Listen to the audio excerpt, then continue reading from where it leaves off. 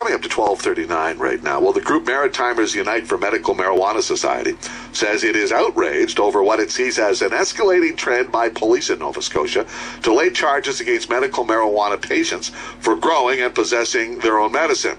Last week, a Dartmouth man and his wife were the most recent charged by Halifax Police. He is Bob Dillman, a director with the Medical Cannabis Patients Alliance of Canada, and he uses cannabis for an environmental disorder. The Medical Marijuana Society's Debbie Stultz-Giffin joins me now on the phone this afternoon to tell us more about their concerns. Debbie, good afternoon. Hi, Rick. How are you? I'm doing very well. How are you doing? Well, not too bad, thanks. I'm glad to hear. Well, tell me about this. What's going on here? Well, actually, what seems to be going on from our perspective, Rick, is what some people would, and I hesitate to use the words perfect in this situation, but they would allude to it as being a perfect storm.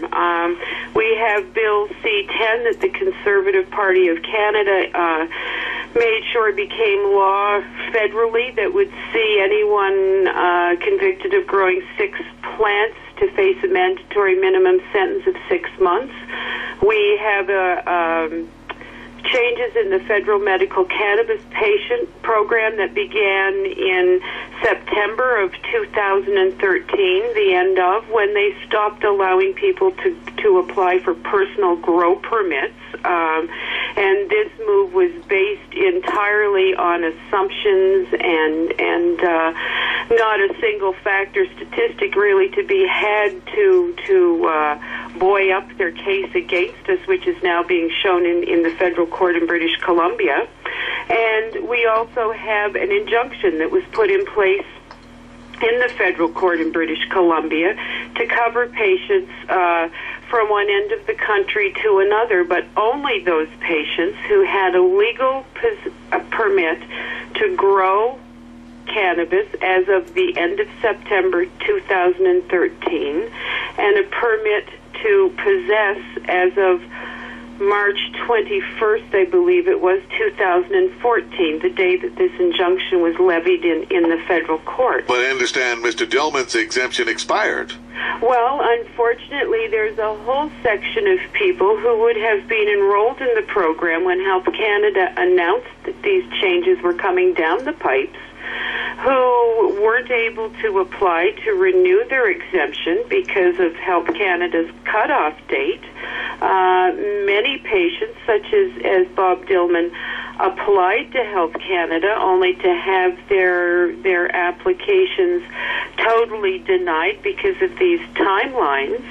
And come the date of the court injunction, of course, they didn't have an authorization to possess, because in their minds there was no point of applying for an additional authorization to possess, because that then meant that they were forced to purchase from licensed producers.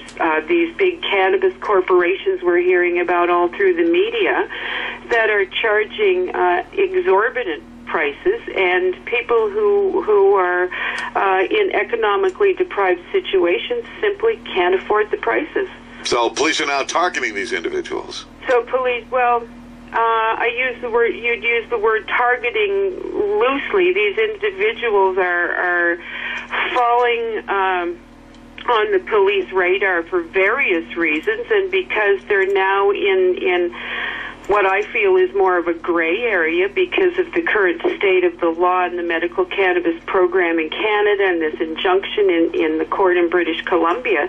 There's this gray area, people who previously could grow their own with the blessings of the government and not have to worry about being forced to choose between their liberty and their health, are now sitting in this area where they could well be prosecuted should the RCMP find reason to come to their door. They're not going to start randomly, I don't want to spread hysteria, they're not going to randomly start coming to people who have fallen between the cracks and that sort of thing, unless there's a cause to come. There was a complaint issued in Bob's case, and that was why law enforcement came.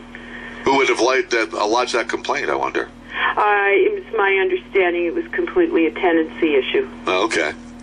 So but, I mean, here we have a gentleman who last last year at this time was legally able to grow and possess his own medicine, but because of government bureaucracy and judicial oversight is left in this gray area. Have you talked to police about this? Have you asked the police why they're doing this? Well, I haven't spoken with police directly myself, Rick, but Bob realized what the situation was that he was going to be up against and was quite fastidious about contacting all sorts of government officials. And, of course, the provincial judicial department came under his radar, and he heard from Fred Sanford, who's actually the provincial director of policing services, that because of this injunction, patients would not be subjected to enforcement at this time. And certainly, I mean, in my mind, Bob still fits the definition of a patient, whether he falls in Health Canada's category of being able to afford corporate cannabis or not. He's still a patient. Why couldn't he have got his exemption brought up to snuff? Well, because of the timelines on Health Canada's program. I realize this whole thing is so convoluted, it's almost as if it came out of a science fiction novel. But because as of the end of September 2013, they stopped authorizing grow permits. So if you could have actually had a grow permit for 10 years, and at that point they would have refused you simply based on dates because they were moving toward closing down all home gardens for patients at that point. So what's the answer here then, Debbie? Well, the answer in my mind certainly is that everyone who had an exemption from the federal government during that 12-month span should be covered. And in my mind, Fred Sanford should be held accountable for his comments. Mr. Dillman's charges should all be stayed, certainly, and as should anyone who follows in his footsteps in this province or any other in this country. Yeah. Our federal and provincial government should both be ashamed for their abhorrent treatment of critically and chronically ill patients in this country. Well, it's absolutely disgusting, Rick. No, it clearly is. I appreciate you taking a few moments to tell us about this, Debbie. Thank you, and good luck tomorrow. Thank you, and we'd like to invite any members of the general public to the pharmacists on Gottingen Street tomorrow at 1 o'clock to hear about this abhorrent waste of your tax dollars at work. All right, thanks again, Debbie. Thank you. Have a good day. You too. Bye-bye. Debbie Stultz-Giffin with Maritimers Unite for Medical Marijuana Society. 12:47 is our